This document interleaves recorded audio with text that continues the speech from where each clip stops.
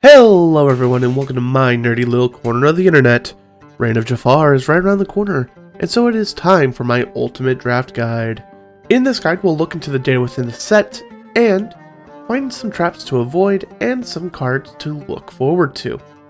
Reign of Jafar continues the concept of dual ink cards from Arcasia's Island, so in theory each ink pair has a theme. Unfortunately, there isn't enough synergy in this set for certain archetypes. For example, the Amber Amethyst Sing Together deck doesn't have enough effective songs to make it worth the opportunity cost of questing and challenging, and the Puppy deck doesn't have nearly enough puppies. While super rares and legendaries can be exciting to open in our packs, we must keep an eye out for potential traps within the set while drafting. There's no shame in picking a card for its value, rarity, or the fact that you love the card in general. These are simply cards that may not be as beneficial to your pool as one might initially think. Perdita, Determined Mother. By the time you play Perdita, you either aren't going to have enough puppies in your discard for her on-play effect to be good, or you already have enough ink that the ability isn't worth it either. The body is solid, but don't expect to go crazy with her effect. Ratigan, Greedy Genius. While his body is massive and quests for a ton, his time runs out requires you to continuously ink your cards to keep him in play. In Limited, you are most likely in top deck mode by the time you enter play, and thus you aren't developing the board further. Mickey Mouse, Giant Mouse. 10 ink. 10 ink is way too much ink in Limited. If you do get him out somehow, then you're likely to win, but 10 ink is way too much. The removal in this set is actually pretty diverse.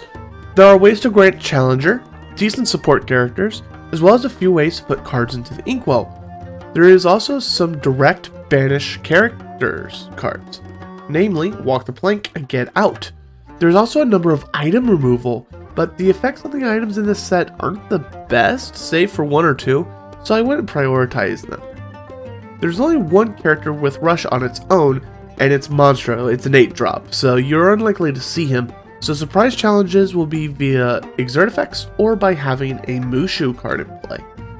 In Azerite C, the strength, willpower, and lore per ink, or SPI, WPI, and LPI, respectively, was 0.69, 0.96, 0.43, while on Arcasia's Island it was 0.78, 1.04, 0.46. In Reign of Jafar, the SPI, WPI, LPI is 0.72, 1.13, and 0.46. This means we can expect larger characters in this set compared to previous ones, but not at a significant level.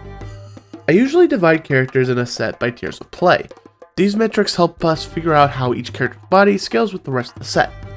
Our tier 2, or 50th percentile characters, start off as a 3-4-1, such as Poe Dispel, Magicka's brother. Our tier 3 characters start off as a 3-5-2, such as Wasabi, Always Prepared. The cost curve for our commons and uncommons is pretty well set.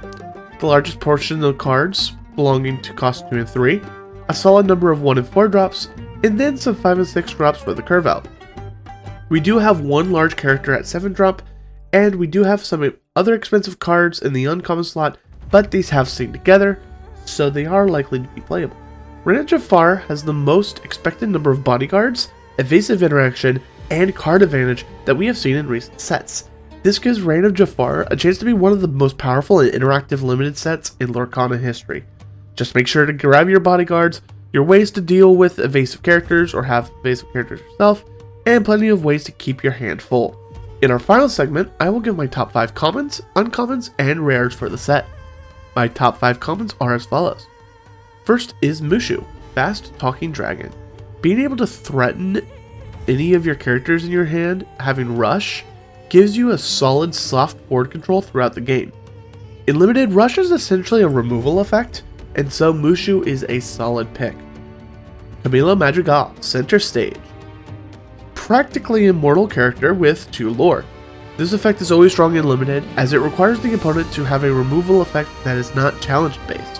Typically that's more rare, but in this set we actually have a good number of ways to take care of Camilo, but he's still a fantastic card. Darling Deer, Beloved Wife. A solid body, but her interplay effect allowing her to give you 2 surprise lore can be a finisher on a curve out aggro limited deck. March Hare. Hare brain eccentric. These damage and damage character effects are more solid and limited as a majority of the removal is challenge based, and thus damage characters are more likely to be in play. Mr. Snoops, Betrayed Partner. A solid body for cost that can trade and replace himself. Here are my 5 favorite uncommons. Get Out. This is just straight up removal, and could even bring back an item if you happen to have that synergy in your deck. Caw, Hypnotizing Python. A solid body for cost, and an ability that can be absolutely brutal when entering a race situation. Like the Fuse. This can very easily be 3, maybe 4 damage and limited, and for 1 ink, being able to deal that much damage is fantastic. Walk the Plank. We have several pirates in the common slot, and as I said before, there will be damage characters in play. This can lead to a brutal board wipe for a 3-cost card. Don Carnage, Air Pirate Leader. A solid body, a pirate which can give you some synergy in this set, and an ability that can be hilarious. For example, if you have Don Carnage and you quest with him, you trigger him giving a character Reckless, well guess what, that Reckless doesn't have Evasive, so it's just sitting there. Finally, here are my favorite rares in Reign of Jafar. Everybody's got a weakness. Even if it's just 2 damage moved and 2 cards drawn, it is more than enough to make this card very much worth it. Mushu, Your Worst Nightmare. Similar to a smaller Mushu, granting rush to every character you play, on top of evasive, leads to stronger action economy than your opponent. Aladdin, Vigilant Guard. 9 willpower is really hard to take. And on top of the fact that playing a good portion of the characters in this set heals him for 2, makes this a top tier bodyguard in limited.